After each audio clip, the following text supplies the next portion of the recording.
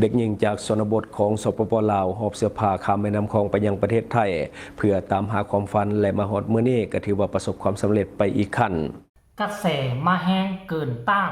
กลายเป็นข่าวดังในช่องใหญ่ประเทศลาวมีผู้ติดตามเกือบ 500,000 ทางแอฟฟ้าและก็ YouTube ได้ออกข่าวน้องธิดาลาวเป็นทีเรียบร้อยแล้วทักทายสบายดี FC แฟนคลับทุกท่านมาพบมาพ้อกันตอนเช้ามื้อนี้เนาะต้องขอสบายดี FC ของน้องธิดาลาวบ่ว่าจะอยู่ทางไทยทางลาวโดยเฉพาะคือ FC ต่างแดน FC ทางไกลแล้วก็ FC ของเจบ่ลาวทั้งสองฝั่งของมาพบมาพ้อกันคลิปนี้เป็นเรื่องปรีดาเนาะเป็นเรื่องยินดีปรีดาที่สุดปกติแล้วนะ เกี่ยวกับน้องธิดาลาวก็จะมีช่อง YouTube ช่องเล็กช่องน้อยบล็อกตอกแตกคล้ายๆคือช่องเจบ่ลาวนี่พากันเฮ็ดพากันทำข่าวของน้องธิดาลาวแต่ว่าด้วยกระแสอันฮ้อนแฮงช่วง 2-3 มื้อนี้ที่น้องธิดาลาวก็พอผู้ศรีวิไลได้ยกทีมมาจัดกิจกรรมช่วยเหลือน้องๆชนเผ่าตะโอ้ยและก็ชนเผ่าอีหยังละอีกชนเผ่านึงท่านผู้ชม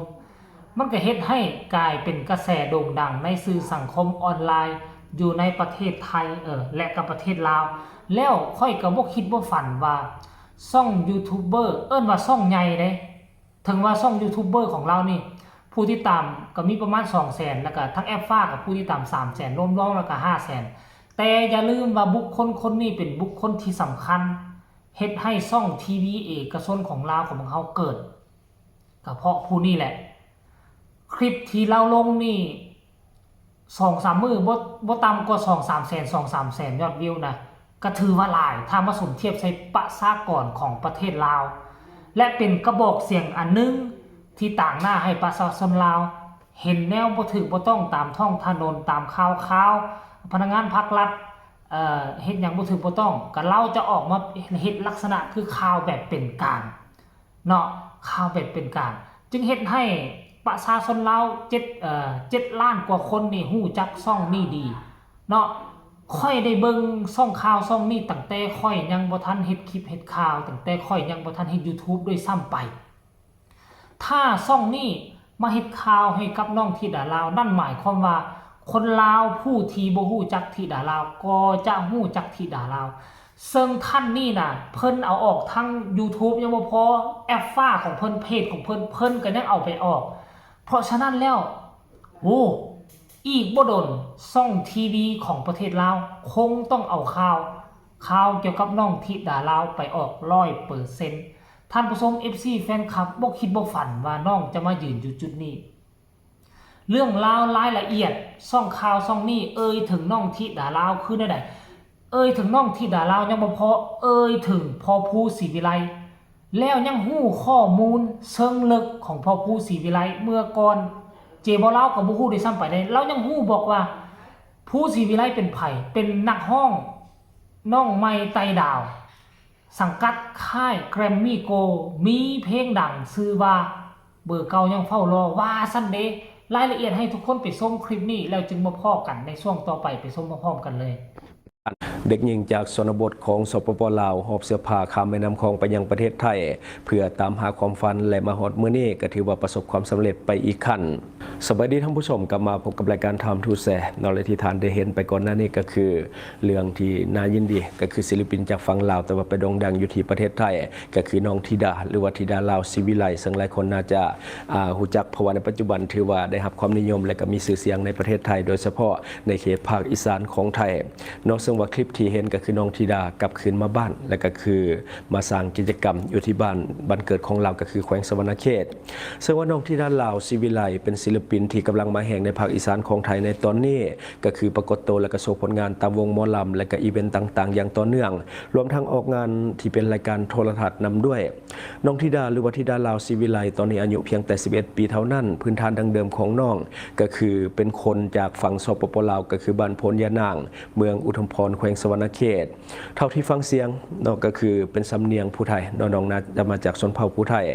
ปัจจุบันน้องได้ย้ายไปอยู่จังหวัดมหาสารคามในภาคอีสานของประเทศไทยโดยการอุปถัมภ์และก็หับเป็นลูกบุญธรรมของศิลปินชื่อดังของประเทศไทยในเมื่อก่อนก็คือภูศรีวิไล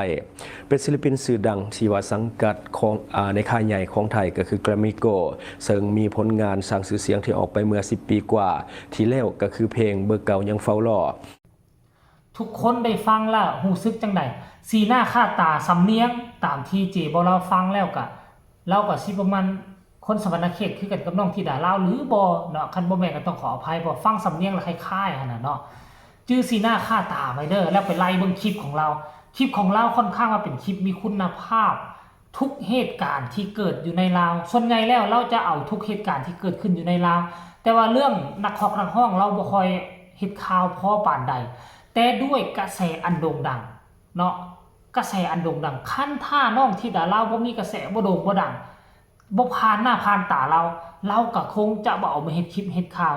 ช่องนี้เป็นหนึ่งในช่อง YouTube ข่าวถือว่าเบอร์ต้นๆของประเทศลาวก็ว่าได้บ่มีช่องข่าวใดที่จะเฮ็ดข่าวแบบกงไปกงมาและเฮ็ดข่าวถึกอกถึกใจประชาชนลาวหลายกว่าช่องนี้แล้วขอเว้าเอาไว้โลดท่านผู้ชมและส่วนใหญ่น่ะคันช่องนี้เฮ็ดข่าวล้วนแล้วมีมูลความจริงหมดสำหรับช่องอื่นช่องเล็กช่องน้อยบางครั้งมาผ่านข่าวบางครั้งก็เป็นข่าวปลอมก็มีข่าวบ่ถึกอันน่ะสำรวจกฎกาก็มีแต่ถ้าเรื่องราวต่างๆน่ะเรียกบ้านการเมืองผ่านช่องนี้นั่นหมายความว่า 100% เป็นเรื่องจริงเป็นข่าวจริงซะนะโอ้ปัจจุบันนี้สื่อคำว่าพอภูศรีวิไลคนอยู่บ้านนอกคอกนาก็จะได้ฮู้จะได้เห็น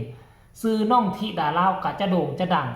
เนาะทุกช่องทางทุกแพลตฟอร์มอยู่ในลาวเป็นที่เฮียบห้อยจากเดิมที่ดังอยู่ในประเทศไทยเกือบทุกแพลตฟอร์มอยู่ในลาวก็สิดังอยู่แถวแอฟฟ้า YouTube ซ้ำนั่นตอนนี้ไปมันจะเข้าไปทุกอนุมูลอิสระอนุมูลของประเทศลาวไปแล้วโอ้โหสองประเทศช่วยกันตีข่าวช่วยกันประโคมข่าว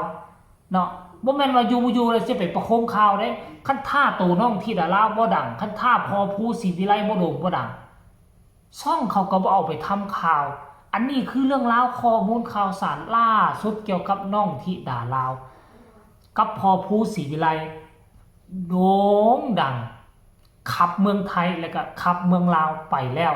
จนเฮ็ดให้ช่องดังต่างๆของประเทศไทยจากเดิมแล้วปกติก็ไปทำข่าวเกี่ยวกับศิลปินหมอลำดังๆอุ้งอิงนั่นไปแต่ปัจจุบันนี้หันมาทำข่าวน้องธิดาลาวทุกแพลตฟอร์มบ่ว่าจะเป็นแอฟฟ้าบ่ว่าจะเป็น YouTube ก็เห็นหลายช่องแล้วเห็นหลายช่องท่านผู้ชมเว้ยนี่แหละเป็นนิมิตหมายอันที่ดีนี่แหละเป็นการการันตีว่าน้องธิดาลาวโด่งดังอีหลีแล้วเอาคลิปนี้ก็ขอฝากฝังเอาไว้สำนี้ฝากทุกคนกดไลค์กดแชร์กดติดตามให้แน่เพื่อจะบ่พลาดในคลิปต่อไปที่สำคัญอย่ากดข้ามโฆษณาพบกันใหม่ในคลิปหน้าสำหรับคลิปนี้สบายดี